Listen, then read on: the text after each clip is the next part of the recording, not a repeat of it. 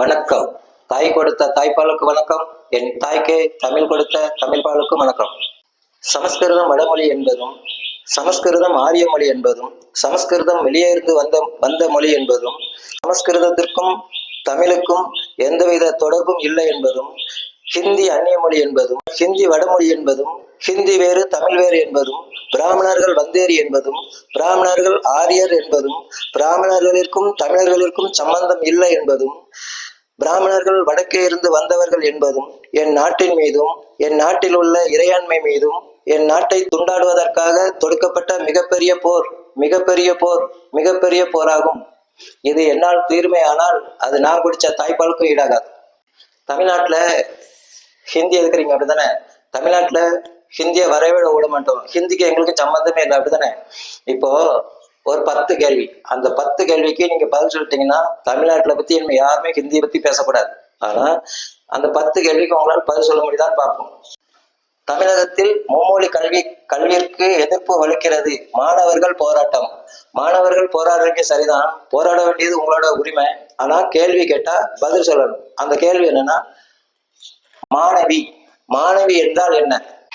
2வது, பெண்கள் கோலமிட்டு கண்டனம்.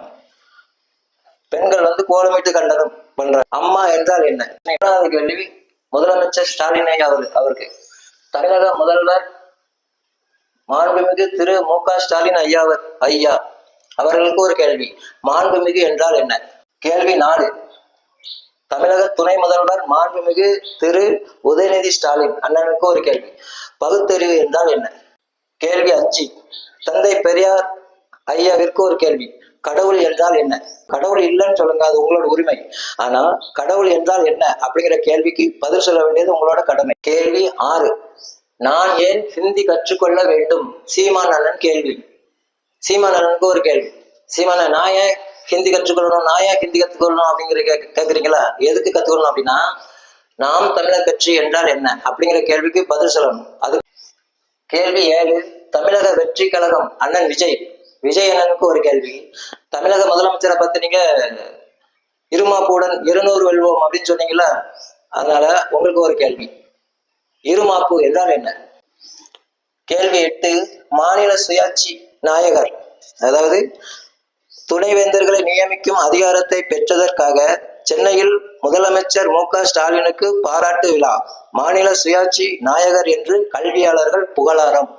அந்த கல்வியாளருக்கு ஒரு கேள்வி, கல்வி என்றால் என்ன? ஹிந்தியை எதிர்க்கும் அரசியல்வாதிக்கு ஒரு கேள்வி, அரசியல் என்றால் என்ன? கேள்வி 10, தமிழ் தேசிய மற்றும் தமிழ் ஆசிரியர்களுக்கு ஒரு கேள்வி, வணக்கம் என்றால் என்ன? இதெல்லாம் ஏன் கேட்கறேன் அப்படின்னா, இதெல்லாம் ஹிந்தி தெரிஞ்சாதான் பதில் சொல்ல முடியும். யாராவது ஒருத்தர் இதுக்கு பதில் சொல்லிருங்க பார்ப்போம், ஹிந்தி இல்லாம பதில் சொல்லிருங்க பார்ப்போம். அப்படி பதில் சொல்லிட்டீங்கன்னா என்னைய தமிழ்நாட்டுல நீங்க தூக்கில போட்டுடலாம். இனிமேல் அப்படி தூக்கில போட்டுட்டு, இனிமேல் யாராவது தமிழ்நாட்டுல ஹிந்தியை பத்தி பேசுனீங்க அப்படின்னா உங்களுக்கு இதே தண்டனை தான் கிடைக்கும் அப்படின்ட்டு நீங்க என்னைய தூக்கில போட்டுடலாம். நான் என் மாவட்டத்து கலெக்டர்கிட்ட கையெழுத்து வாங்கி தரேன். ஏன் அப்படின்னா, ஹிந்தி முத்தமிழ்ல வர 2வது தமிழ் ஹிந்தி. தர்மத்தின் வாழ்வதனை சூது கவ்வும், பின் இறுதியில் தர்மமே வெல்லும். ஜெய்ஹிந்த்.